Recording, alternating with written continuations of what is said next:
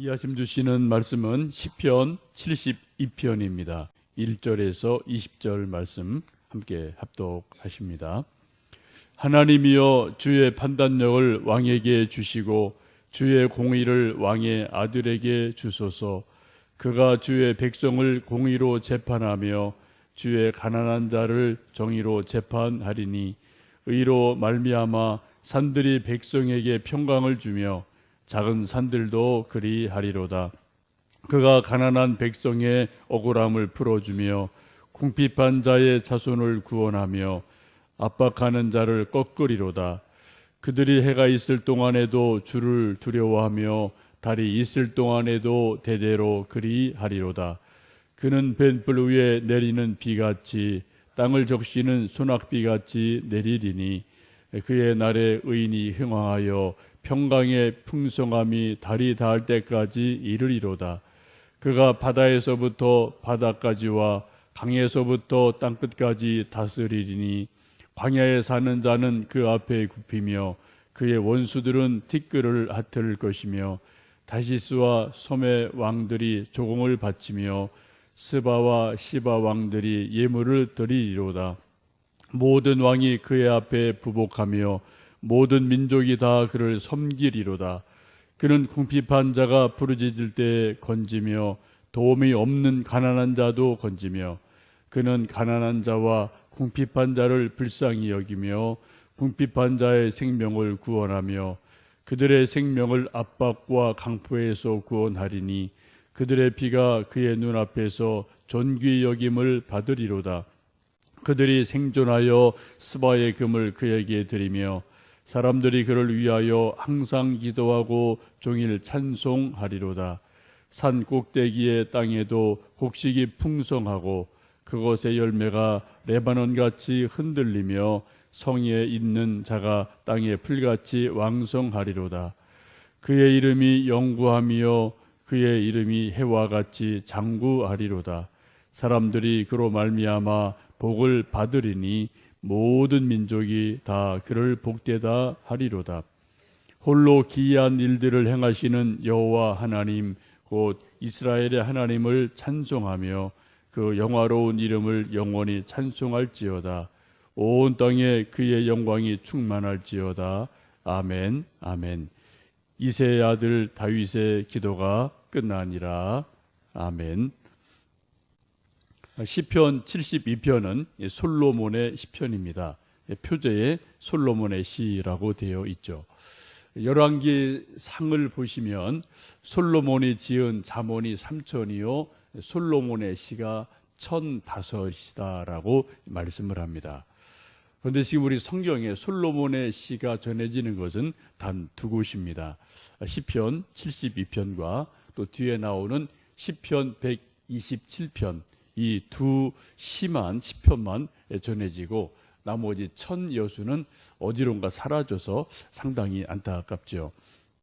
72편 우리가 쭉 읽어보셨는데 그 내용을 보시면은 왕을 위한 시편입니다. 요즘 말로 말하면은 대통령을 위한 시편이다라고 보셔도 틀리지 않겠습니다.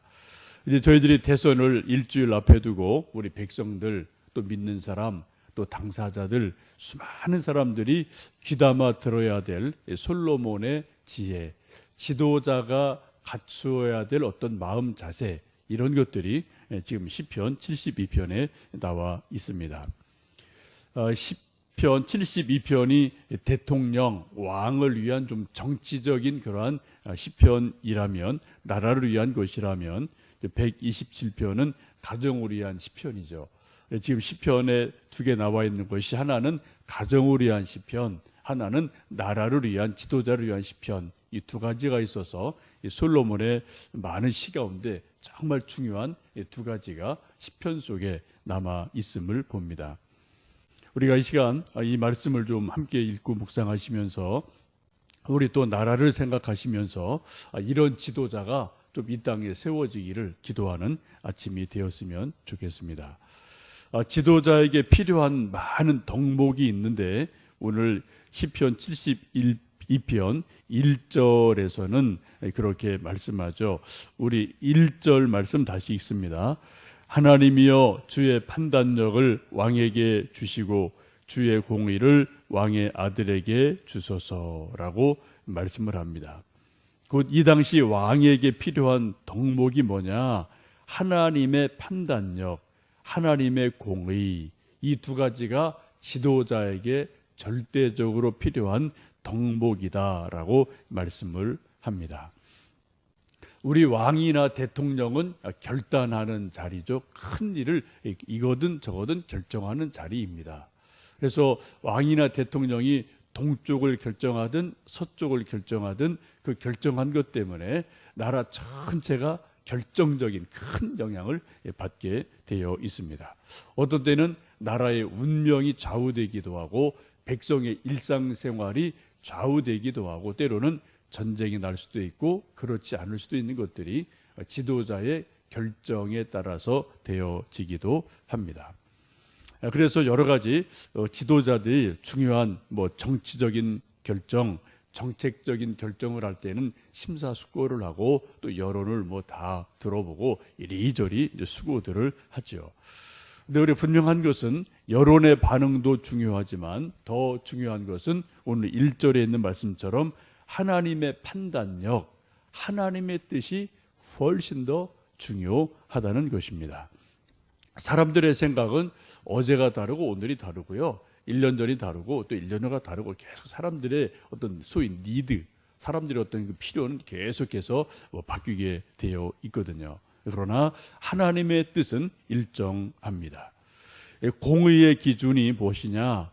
사람들의 어떤 여론이나 사람들의 소리가 아니라 하나님의 뜻에 맞으면 그게 맞는 거고요. 하나님의 뜻에 틀리면 그건 틀린 거죠. 근데 그런 것 중에 하나를 요즘 우리 사회에 몇 년 전부터 계속해서 문제가 되고 있는 것 중에 하나가 소위 동성애 문제라고 볼 수 있겠습니다. 많은 선진국들이 소위 선진국들이 동성애를 합법화시켜 줬습니다. 그래 아들과 아들이 결혼하고 여자가 결혼하고 이런 일들이 일어나고 있고요.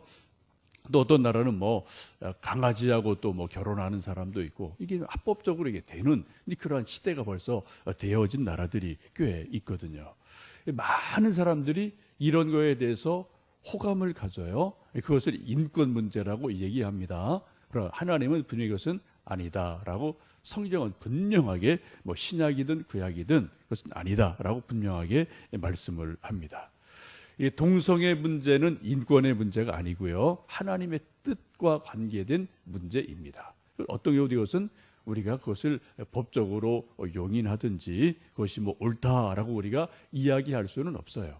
그런 당사자들이 물론 큰 고통과 번민이 있겠지만 그것은 별개의 문제고 이것이 전체 사람들에게 이거는 옳은 것이다라고 누구도 이야기할 수가 없습니다.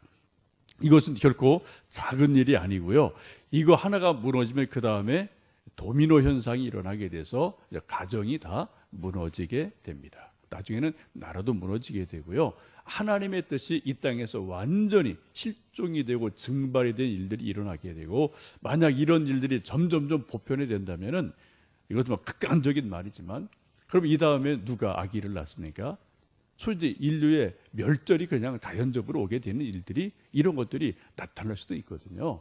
하나님은 결코 그렇게 만들지 않으셨습니다. 남자와 여자를 만드셔서 둘이 부모를 떠나서 가정을 이루고 자녀를 낳는 것이 하나님의 섭리이고 뜻임에 틀림이 없죠. 하나님의 판단력과 공의가 임하면 2절 보시면은 정의로운 재판이 이루어집니다. 그래서 부자든 가난한 사람이든 어떤 법 앞에서 차별을 받지를 않습니다. 공의로운 재판이 되어지면 그 나라에 평강이 일어나요. 그래 나라 전체에 불평 불만이 없습니다. 여러분 이 사회에 수많은 곳에서 불평 불만이 있는 이유 중에 하나가 뭡니까? 재판이 공의롭지를 못하다는 거죠. 그래서 소위 우리가 말하는 것처럼 유전무죄, 무전주죄 이런 현상들이 일어나면은 나라 전체에 평강이 없어져 버려요. 그런데 하나님은 법 앞에 하나님 앞에 모든 사람은 동등하다라고 말씀을 합니다. 레위기 19장에 보시면 이렇게 말씀하죠. 너희는 재판할 때에 불의를 행하지 말며 가난한 자의 편을 들지 말며 세력 있는 자라고 두둔하지 말고 공의로 사람을 재판하라. 가난하다고 불쌍하다고 그쪽 손들어 주지 말고 돈 많고 권력 있다고 또 거기에 고개 숙여서 그쪽에 또 손들어 주지 말아라.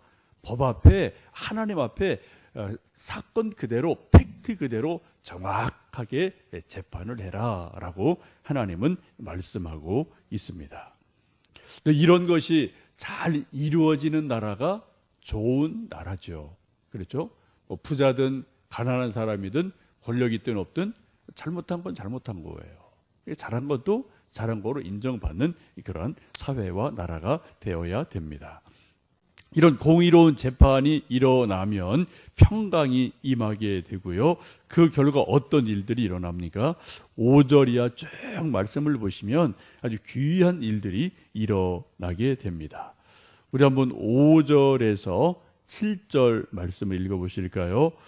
그들의 해가 있을 동안에도 주를 두려워하며 달이 있을 동안에도 대대로 그리하리로다. 그는 벤풀 위에 내리는 비같이 땅을 적시는 소낙비같이 내리리니 그의 날에 의인이 흥왕하여 평강의 풍성함이 달이 닿을 때까지 이르리로다. 해가 뜨고 달이 뜨죠. 밤낮입니다. 그런 밤낮 동안에 뭐가 있습니까? 주를 두려워하는 일들이 있어요. 또 마치 벤풀 위에 마른 땅에 소나기가 내리는 것처럼 시원한 일들이 일어납니다. 살맛이 난다는 거죠. 의인들이 흥왕을 합니다. 공의가 이루어지면 백성들이 마음적으로 실제적으로 살맛이 나요. 그런데 공의가 이루어지지 않으면 사람들에게 백성들에게 살맛이 없어지고 탄식과 불평이 일어나게 되죠. 9절에서 11절이야 쭉 또 말씀을 보시면은 광야에 사는 자들 야만인들이 그 왕과 나라를 존중히 여겨서 조공을 바치고 존경을 합니다.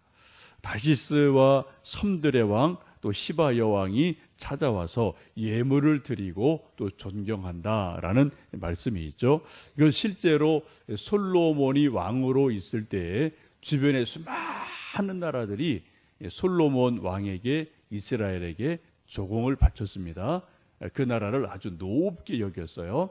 그리고 시바 여왕이 이디오피아로부터서 찾아와서 예물을 가지고 찾아와서 조공을 드리고 인사를 하고 지혜를 듣는 그러한 일들이 실제로 있었음을 성경도 기록하고 있고 역사가 알고 있고 여러분 그런 영화도 보신 적이 있을 겁니다.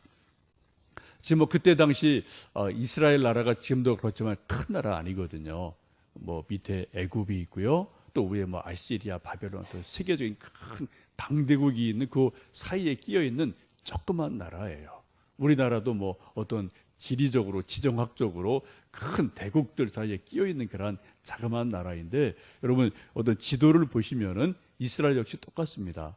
애굽이라는 세계 최대의 강국 또 위에는 아시리아, 바벨론 세계 최대의 강국 이 두 사이에 딱 끼어 있는 나라가 이스라엘이거든요. 그런데 하나님의 공의가 이루어지고 주의 판단력을 따라서 지도자가 통치하고 다스릴 때 땅덩어리는 작지만 강한 나라가 돼요. 힘 있는 나라가 돼서 주변에 많은 나라들이 그 나라를 무시하는 것이 아니라 오히려 두려워하고 존경하고 와서 지혜를 듣고 조공을 바치는 그러한 일들이 있음을 말씀합니다. 여러분 아무리 땅덩어리가 커도 그 나라에 부정부패가 있고 공의가 없으면 그 나라 힘 없는 나라입니다. 그러나 땅덩어리가 조그마한 나라일지라도 하나님의 공의가 있고 하나님의 지혜가 있고 하나님의 판단력, 하나님의 뜻을 따라서 통치하는 일들이 일어나면은 그런 나라는 큰 나라가 무시하지를 못합니다. 소위 강소국이 되죠. 여러분 스위스나 싱가포르이 큰 나라 아니거든요. 가보신 분들 아시지만 땅 요만하잖아요. 우리나라보다 훨씬 작거든요. 그런데 세계 어떤 나라도 스위스나 싱가포르를 무시하지 않고 무시할 수도 없습니다. 왜요? 나름대로 공의가 딱 있고요. 그리고 또 어떤 질서가 있기 때문에 많은 나라들이 그 나라를 좀 부러워하는 일들이 있습니다. 우리가 잘 아는 것처럼 우리 대한민국도 충분히 그럴 만한 그러한 인적 자원이 있는 나라고요. 그럴 가능성들이 아주 많은 나라죠. 여러분 아시는 것처럼 이 세계 민족 가운데 IQ 제일 높은 민족은 우리 한국이거든요. 그죠? 이건 뭐 여러 나라에서 다른 이렇게 조사한 것을 보니까 다 객관적으로 나오는 통계거든요. 우리 머리 가장 좋은 나라예요. 부지런하죠, 열심히 있죠, 열정이 있죠. 뭐 조금 좀 급하다는 한두 가지 뭐 또 부족함이 있습니다만 그러나 장점이 훨씬 많은 나라이거든요. 소위 이제 신명만 나면 살맛만 나면 뭐든지 또 화끈하게 하는 그런 또 열의도 우리 뭐 한국 사람들에게 있기도 합니다. 우리가 하나님의 판단력을 갖는 지도자가 있고 또 백성들이 그러한 마음을 갖고 또 좋은 목표를 함께 지도자가 정해서 한번 앞으로 나가자라고 으쌰으쌰 해주면 우리 얼마든지 지금보다 훨씬 더 좋은 나라, 훨씬 더 아름다운 나라 만들 수 있는 그러한 가능성이 아주 많은 그러한 나라입니다. 옛날에 인도의 시성 타고르가 노래했던 것처럼 동방의 빛 코리아, 다시 한번 환하게 불타오르기를 원한다, 축복한다는 그런 말처럼 우리나라가 정말 언젠가 전쟁 없는 평화 통일이 이루어지고 하나님의 긍휼이 임하고 하나님의 은혜가 임한다면 이 작은 나라가 결코 작은 나라가 아니고요, 정말 세계 열방에 큰 하나님의 영광 올리는 나라가 될 줄로 믿습니다. 근데 우리가 중요한 건 그러한 지도자가 세워지도록 기도를 해야 되고요, 우리 또 백성들이 그러한 하나님의 판단력을 갖도록 기도해야 되고요, 우리가 또 그런 일을 우리 스스로 또 힘을 모아가는 이런 일들이 필요합니다. 12절에서 14절 말씀을 보시면 이제 그러한 하나님의 판단력이 있고 하나님의 공의가 이루어지면은 아름다운 삶의 모습이 이루어지죠. 12절에서 우리 14절 말씀 읽어보십니다.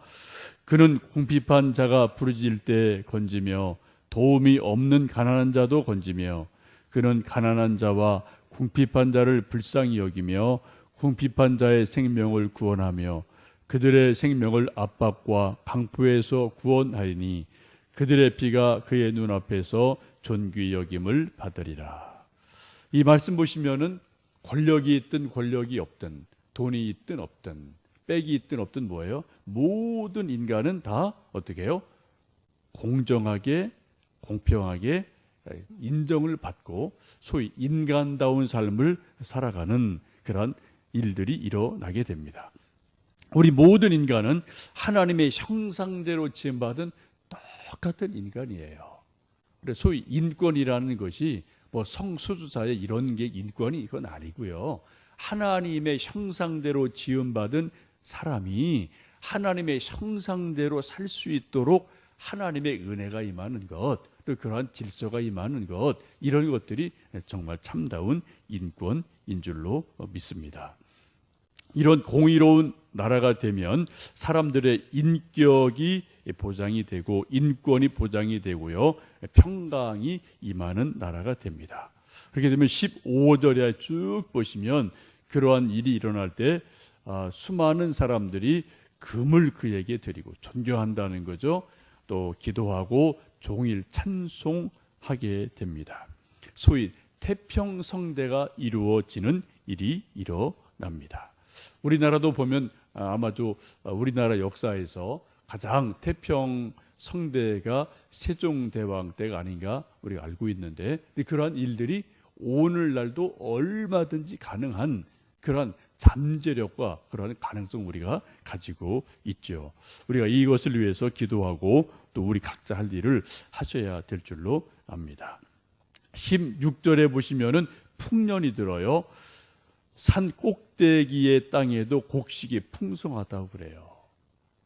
산 꼭대기는 물이 없는 땅이죠. 그런데 물이 없는 산 꼭대기도 하나님이 비를 주시고 이슬을 주시면 산 꼭대기에서도 농사가 잘 돼서 풍년이 될 수 있거든요. 근데 하나님이 비를 주시지 않으면은 그냥 보통 평야도 다 메말라 버려서 풍년이 안 들거든요. 이 하나님의 은혜가 임하면은 풍년이 든다. 곡식들이 사고 넘치게 됩니다. 그리고 17절 보시면은 이러한 사람들의 민족의 이름이 오래도록 기억이 되어서 칭송을 받게 됩니다.